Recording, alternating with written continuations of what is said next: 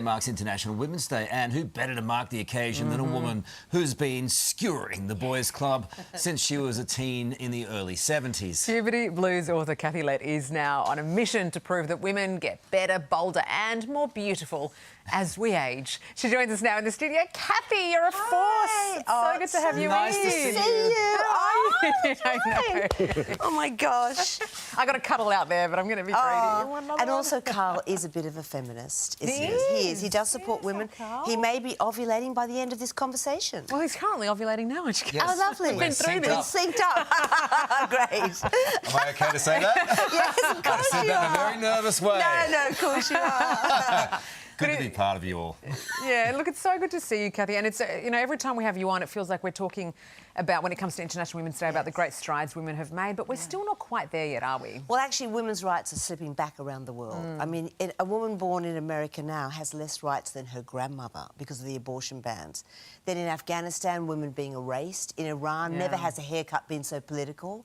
You know, conviction rates for rape are limbo low, or sexual assault cases are sky high. We've got grooming and date rape and revenge porn and trolling and Andrew Tate and incel. Sometimes I think it's time to take the men out of Mensa, you know. But the great thing about women is we don't whinge about it. You know, one of our mottos is laugh and the world laughs with you, cry and you get salt in your champers, which we don't want. But maybe on International Women's Day we should whinge a bit more and stamp our stilettos and say, give us equal pay, you know. Yes, at least, right? You don't whinge. Oh, Carl. You're on our side, remember? Careful. Oh, yeah, hello. You're outnumbered here. He flips, doesn't he? And I have a stiletto, so, you know. Look, having Me been too. skewered by you many times over the years. Look, you raise Iran. It's a really good point. And there's a lot of stuff going on over there. We don't need to dive into the war. But the freedom that hopefully one day comes. Hopefully. You know, and how awful the situation has been generation after generation after generation. There is so much hope there for the women of Iran. There is so much hope. I always say that women are each other's human wonder bras, uplifting, supportive, and making each other look bigger and better. And I'm wearing a wonder bra now. It's so cool because when you take it off, you wonder where the hell your breasts went. So never wonder where they've gone. Let our cups run over with love for all the women of the world, and let's try and support women in Iran particularly right now. Yeah, good call. And I think what's interesting, you know, you mentioned before about the great strides, but still the setbacks. And what we're seeing at the moment now, if we can pivot a little bit to, you know, all the Epstein files, and obviously that's implicating Prince Andrew, who you no doubt met, you know, a couple of times. I've danced with him. Yeah. So what was covered in sweat, by the way. Oh. It was like a sweat jacuzzi. Yeah. I've still got his bits of his DNA on me, probably. Was he always a sleazebag? Well, look, we always knew he was a liar and he was over-pampered. But don't forget, he hasn't been arrested for sexual misconduct. He's been arrested for financial misconduct. Not yet, anyway. So, and it's sobering to think there's only one person in jail over the Epstein files, and it's a woman. Not that she's not guilty, but where are the blokes? Yeah. Why aren't they being held to account? You know, it makes women despair. What is the situation? How do women feel in Great Britain about all of that? Because, I mean, I think even inside the royal family, he had the protection of, you know, this great woman who was his mother. And I wonder if people are going, well, why wasn't something done before now? I think the Republican movement is on the rise in Britain now because of that. So really? I'm ready to be queen. I'm ready to be crowned. You're our queen. Stand in your way. Your new Exactly. book, Sisterhood Rules. Tell us all about it. Well, you know, in all my books, I've always championed women because it's still a man's world. 100 years since Emily Pankhurst tied herself to the railings, we still don't have equal pay.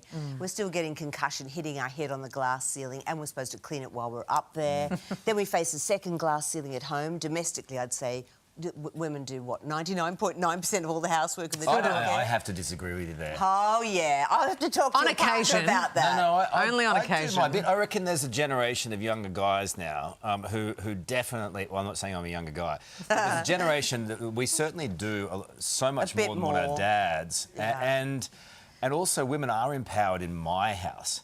OK, well, just talking about the gap, what about the pleasure gap? New research shows that for... I mean, it's just one thing at a time. Women have one orgasm one small compared to step for 5 by a mankind. heterosexual male. The only women who have pleasure parity are lesbians. Well, obviously, it's just a slip of the tongue. But I imagine in your bedroom there's pleasure parity. But in most bedrooms, that's not the case. I want to say to Australian men, mutual orgasm is not an insurance company. Get better at it. But getting back to the sisterhood rules. I love this woman. This book is about because I champion women all the time, but we have to admit that some women need to go to the vets to get their claws done. Yeah. Pam Bondi, anyone? Caroline Levitt. So this is a book about two sisters who fall out when one has an affair with the other one's husband. Ooh. And when their mother goes missing, they have to come back together to try and find her. So it's also about older women having fun, because I don't think you give up sex when you get older. I think you get old if you give up sex. So I'm just saying to women my age, go forth and be fabulous, have a sensational second act, and get horizontal as often as possible.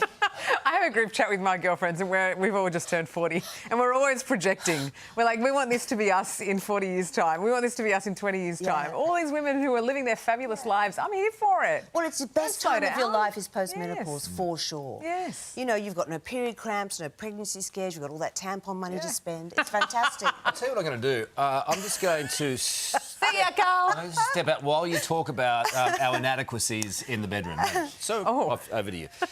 La, la, la, la, la. Well, I would just say to men, what do women really want in bed? Breakfast. Yes. And a very good book, like the Sisterhood Rules. All the Sisterhood Rules. There we go. That's International Women's Day. Yeah. Absolutely, and it's perfect timing. Kathy Lette's 21st bestseller, The Sisterhood Rules, is out now. So get it for your women by this Sunday, International Women's Day. We love you, Kathy. Was that too rude? No, it wasn't too rude, and we're still live. I'm here for it. Your news headlines are just minutes away. Here we are. He's ovulating. Yeah, just keep that in mind.